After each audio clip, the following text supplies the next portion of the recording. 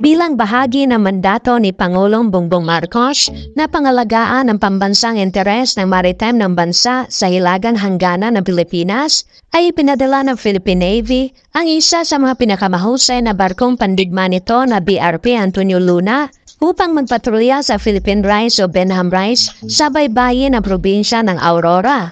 Ang BRP Antonio Luna ay nagsagawa ng maritime patrol upang paigtingin ang presensya ng hukbong dagat sa Philippine Rice na isang 13 million hectare undersea volcanic ridge na matatagpuan sa silangan ng Luzon. Ang nasabing rehiyon ay bahagi ng extended continental shelf ng bansa na sinasabing sagana sa likas na yaman tulad ng mineral at natural gas. Ang hukbong dagat ng Pilipinas ay patuloy na nangunguna sa pagprotekta sa maritime domain at interes ng bansa. Matatanda ang isa sa pinakamahigpit na bilin ng ating Pangulo sa ating sandatahang lakas na bantayan at protektahan ang ating teritoryo upang hindi ito angkinin at agawin ng ibang mga bansa. Kagaya ng West Philippine Sea na mayaman sa oil at natural gas deposits, ang Philippine Rice ay sagana rin sa mga minerals at hindi pa nagagamit na natural gas. Noong 2012 ay kinilala ng United Nations Commission on the Limits of the Continental Shelf ang sovereign rights ng Pilipinas dito. Bagamat ang deklarasyon na iyon ay hindi kinakailangan gawin itong bahagi ng ating pambansang teritoryo. Sa legal na pananalita, binibigyan tayo ng pribilehiyo na tuklasin ito at gamitin ang mga mapagkukunan nito. Para naman sa ibang mga bansa, maaari pa rin sila mag-navigate at magsagawa ng fishery research, water salinity studies at kasalukuyang survey sa lugar. At noong Mayo ng taong 2017, idineklara ito ng gobyerno ng Pilipinas bilang isang protected food supply exclusive zone.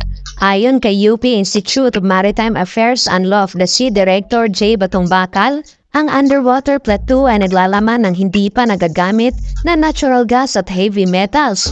Bilang karagdagan, ang lugar ay mayaman sa mga deposito ng manganese. Ang manganese ay isang mahalagang bahagi sa paggawa ng bakal at ginagamit din ito upang lumikha ng mga pataba at seramika. Samantala, iniulat noon ni AFP Defense Researcher Rowena Tatad na ang Benham Bank, ang pinakamababaw na bahagi ng Talampas, ay may mga mineral tulad ng methane hydrate. Inaasahan ng geologist na si Hobart King na ang nasabing mineral ay magiging susunod na pampalit ng laro ng enerhiya sa madarating na taon dahil nag-iimbak ito ng napakalaking dami ng enerhiya kapag ginamit. Ang mga kayamanang taglay ng Philippine Rice ay hindi katakataka kung bakit naakit ang bansang China dito. Noong 2017, isang Chinese survey ship ang nakitang sinubaybayan ang lugar sa loob ng 3 buwan. Gayunpaman, sinabi ng mga tauhan nito na ginagamit lamang nito ang kalayaang mag-navigate sa lugar. Ikinatwiran din ito na walang karapatan ng Pilipinas na angkinin ang Philippine Rice bilang bahagi ng teritoryo. Kapansin-pansin na hindi katulad ng mga katapat nitong West Philippine Sea, ang Philippine Rice ay hindi pinagtatalunang teritoryo. 2 taon bago nito matagumpay na napalitan ng pangalan ng China ang 5 undersea seamounts sa Philippine Rice sa International Hydrographic Organization o IHO, na siya nangangasiwa sa pagbibigay ng pangalan sa mga maritime features.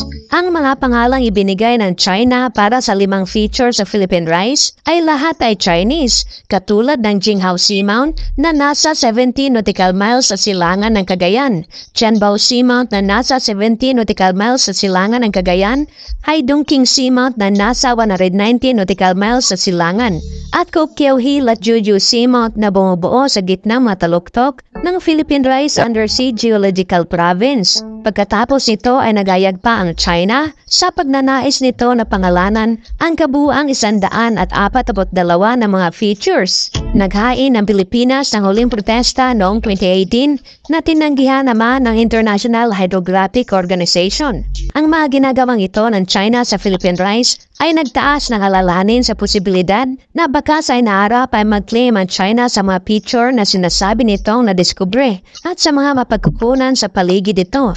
Matatandaang ito lamang mga nakaraang taon, ang methane hydrate o ang natural gas hydrates ay ang isa sa mga tinatarget ng China na makuha sa karagatan na siyang pangunahing ginagamit na panggatong upang makagawa ng init at liwanag. Kaya hindi na tayo magtataka kung bakit ganito na lang agresibo ang China sa pangaagaw ng mga isla na sakop ng ating teritoryo.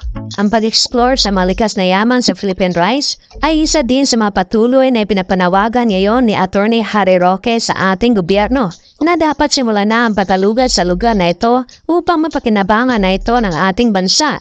Ang pagtuklas at pagkalugad sa Philippine Rice ay nararapat lang na simulan na ito hanggat maaari bago maging huli ang lahat. Ang pagtatanggol sa ating mga teritoryo at maging sa buong bansa ay nakasalalay na sa kamay ng ating Pangulo. Amigo, anong masasabi mo sa topic natin ngayon? Dapat na bang gamitin natin ang malikas na yaman sa Philippine Rice? Well, comment down your opinion para mapag-usapan naman natin ang iyong reaksyon patungkol dito.